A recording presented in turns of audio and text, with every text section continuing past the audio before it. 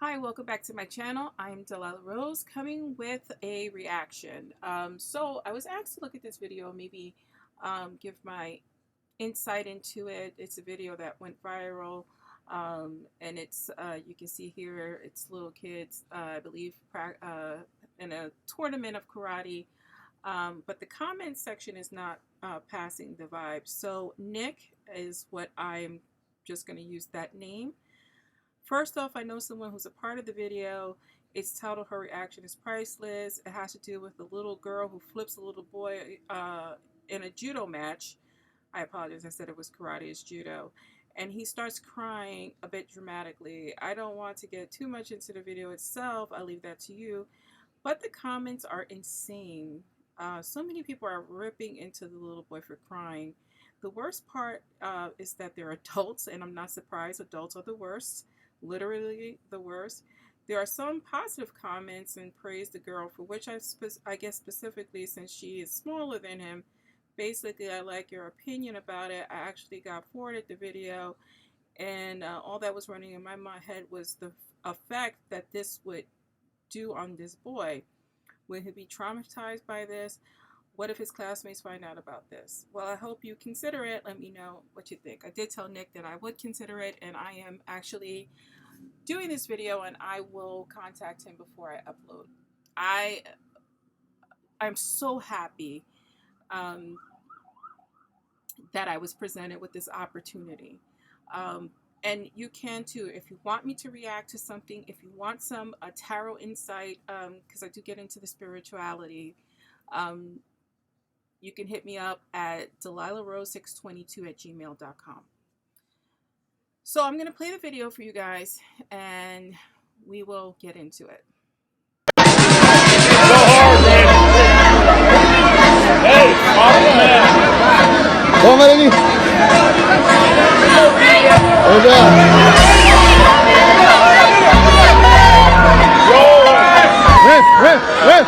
Stop.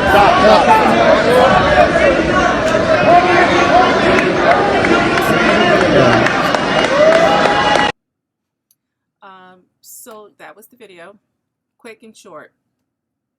If you're hearing this on a podcast that does not have video, come on over to Spotify or come visit my YouTube channel at delilahspiritualspot.com. I'm just cleaning up my screen here, so let's just talk about it. Listen, when you're that age, anyone who has children that age should know and understand that at that age, pretty much you're evenly matched when it comes to male and female. This is why there's a lot of co-ed sports there, because there's really not a physical strength difference at that age. Not a dramatic one, at least, right? I was a pretty strong girl. I grew up with all brothers. I can take my brother down now. I have 3 of them. Anyway, so let's just talk about it. So the girl outmatched him. She got the better of him. Everybody has their up and down days. The right reaction, especially in the comments by adults, is disgusting. You know, I don't want to repeat a lot of these things, but it just is unfathomable to me that adults behave and comment the way they do. He was hurt. It looked like he was actually physically hurt. You know, maybe when she flipped him, she landed on his belly or landed on his privates. But there was somewhere where he looked like he was physically injured. I couldn't tell, to be honest with you. I think it was his belly area.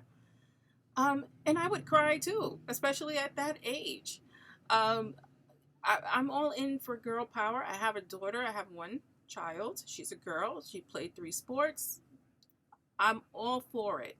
What I'm not for is making this boy feel less than because he was bested by a girl that day. I think that, you know, this is a generational thing where people in my age group and over, you know, don't really think about people's feelings, you know, call them things like sissy and get over it, and, you know, just horrible things. And I would love for the time where we could you know, live that it takes a village to raise a child. Especially nowadays, these kids are so, and I'm getting very emotional here. These kids are under so much pressure, right? Because back in our day, we didn't really have video. And if we did, it was on a tape and nobody saw it. Here you post this, it gets millions of views, and you get millions of idiots commenting um, derogatory things about this boy. You don't have to put someone down to raise someone up. You can say, great job, she's doing wonderful, girl power, without making him feel small. What does that gain? What does that gain you? You're picking on a child, right? Now let's talk about the possible things that can happen if this boy gets bullied over this video. And the likelihood of that happening is great, right? Because these things follow us for the rest of our lives, which is a big difference that I didn't have to grow up with, and a lot of people didn't have to grow up with. And I'm so grateful that I am not on videotape doing some of this nonsense that I pulled when I was young. But let's talk about it. He is at a young, impressionable age. He gets bullied, right? There's going to come a time where his physical strength would outmatch every uh, or most uh, female strength, right? What is he learning by being bullied? He has to prove his manhood. So does he start abusing women to, to prove his manhood? Does he treat women bad because he has to prove his manhood? You see where I'm getting at here? We create monsters, right? That's what we're doing here, is creating monsters, because he is going to react in a way that we probably would not want to see him react, right? Because again, he has something to prove here. So does he become the aggressor? It doesn't have to just be against women. It could be against people of a different sexuality. It could be against just people he perceives as weaker. You could be turning him into the ultimate bully. And look at what happens when these kids are bullied. Now we have active shooting. I think that the responsibility level needs to go up. And I'm all for free speech. I mean, look at me. I'm a spiritualist. I'm on the internet. I'm podcasting. There was a time where my speech would be suppressed because of some of my beliefs. And now I'm able to speak it out. I'm also a person of color. You know, I'm Hispanic. I'm Puerto Rican. So like I could have been suppressed because of my race. You know, it gets into such a bigger conversation that I love that Nick gave me this opportunity to speak on. You know, what does it do to a person's psyche, right? You start questioning everything. And believe you me, people will say he's not going to remember, he's too young. He will remember. It's traumatic, especially when you have people probably in his face say things. You don't know what went on in that arena. You don't know what goes on in his personal life. He could go home and one of his relatives or older cousins or siblings could start this teasing, and it's just a domino effect. I think that we need to be more responsible, especially with children, because they do not get a break. Whew. Now let's talk about. So I grew up in East Harlem. I grew up in the projects. Now, when I was coming up, everybody was your parent. Everybody was on the lookout. Everybody could, not necessarily touch you, but I could be reprimanded by everyone. And everyone would bring you to your parent and tell your parent what your child is doing wrong. We are at a time where we wouldn't hear that. Like, that wouldn't happen. Don't talk to me about what my kid is doing. Well, then watch your children. Watch your children so that I don't watch your children for you. I'm one of those people that if I see your kid alone in the street and they're crossing the street, I have so much anxiety with small children crossing the street that I cross children and I watch and I throw my mom hand out there. Someone may get offended with that. But in all good conscience, I can't leave someone out there. And this is what's missing, right? We have a high percentage of empaths. A lot of kids, a lot of people are waking up to that empathic feeling. They don't know what to do with it because we were taught to suppress that part of ourselves. If you're not part of a culture that encourages you to develop that and do something like I'm doing, you suppress it, right? It becomes some type of depression. And so what happens is we desensitize ourselves. And that is a big, big issue. So you have people internalizing their empathy, right? And it turns into poison and turns into depression and anxiety because they don't know what to do with it. They don't know how to deal with it. No one taught them to be empathetic. We taught them to be isolated, right? Especially during this COVID. COVID taught isolation. Even people who used to be somewhat social became isolated and their anxieties are high and they don't want to come outside and they don't want to return back to the workplace. You know, it's created a big, huge issue. And yet you're sensitive to emotion. What do you do with it? If we don't socialize, if we don't release, it turns into depression, poison.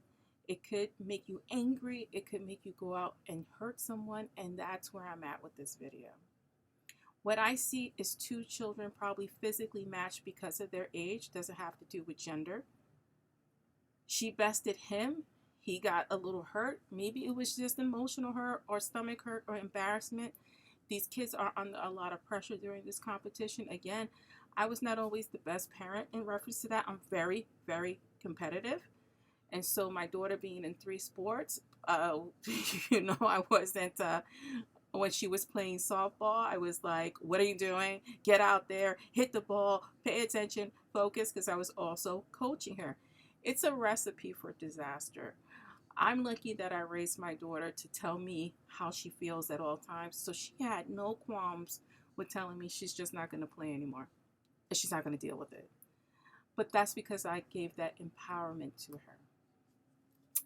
I can't read for this child because I would need a parent's permission if the child's permission is not available. And I really wouldn't read for children anyway, especially at that age, because they don't know what they're consenting to.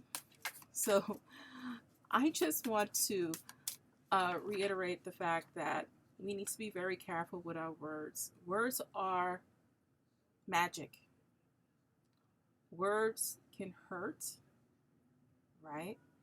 You can cast spells, right, with your words because they carry the vibration and emotion behind it. You know, you're allowed to say whatever you want and feel whatever you want. You don't have a right to hurt other people. This is a prime example of setting a kid up, if his parents are not strong enough, and I pray they are, of setting this kid up to be isolated, to be non-empathetic towards the opposite gender, to possibly be a bully. You know, we have to get back to that consciousness of caring. Empathy is nothing without action. I can empathize with everyone. What are my actions? Right? And it could just be with your words. It could be just showing restraint because it may hurt someone else's feelings, the way you say things. It's not what you say, it's how you say it. It's a lesson I learned very early in life. It's a lesson my mother always taught me. And also what she taught me is to pick your battles. You don't have to comment on everything. And if you're not comfortable saying it in front of someone's face, don't be the keyboard police and say it behind their back, behind some radical username. Think before you speak. Please, free speech. Watch how you say things, because this kid will grow up, Google himself, and see all those comments. And who knows? You know, we get these manifestos.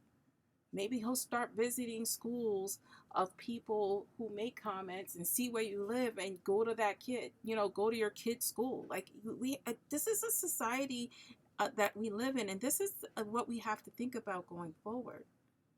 It's not being suppressed. I don't feel suppressed. I don't feel suppressed now. It's just making sure that I have enough empathy for this child, for all children, in that I watch what I say to them and I watch what I say in front of them. Kids don't do as you say, they do as you do. Period. I don't want my kid to smoke, but you smoke. So what your kid is going to do, they're going to smoke. I don't want my kid drinking alcohol. You're drinking alcohol in front of your kid. What is your kid going to do? Like, it's just that simple. We're missing something here. Put our empathy to good use. And because I'm spiritual, I will draw some cards here just to see where Spirit wants to guide me, or how Spirit wants to guide me. But pretty much I'm guided by what I've just said. Yeah, see? Let's look at this. Queen and King of Pentacles. We're not thinking about money. We're thinking of sentiment. So this is being grounded. This is being in your power, but also empathetic to other people. We are not just living in our wealth and being blinded. We actually care and empathize with people who are maybe not in the same position we are in. I also have here the Eight of Swords. Eight of Swords is a trapping of the mind. This person is trapped, but it's not real, right? It's just a facade. It's the wool we put over our own eyes. It's the wool that people place over their own eyes when they say, well, I said what I said and I'm not responsible. It's how you take it. Grow up here. That's not how feelings work. We've all been on the other end of someone's opinion. And sometimes it hurts, and sometimes it makes us overly critical of ourselves. And again, I just care about how we're raising our children in this current society. We need to be mindful of the way we address children, especially. We have to protect them. And that means protecting them against things like this, against the words we use, against our own actions. We have to think about it all. Are we going to fail sometimes? Yes, we're human. But if we could just make a better conscious effort in this, I think the world would be a better place. Certainly the United States would be in a better place. A little bit different here. Let me know your opinion. DelilahRose622@gmail.com. DelilahSpiritualSpot.com. And if you like some tarot advice, I will do an advice right after this in another podcasting episode. So if you need advice about anything and you want me to draw the tarot, let me know. Thanks.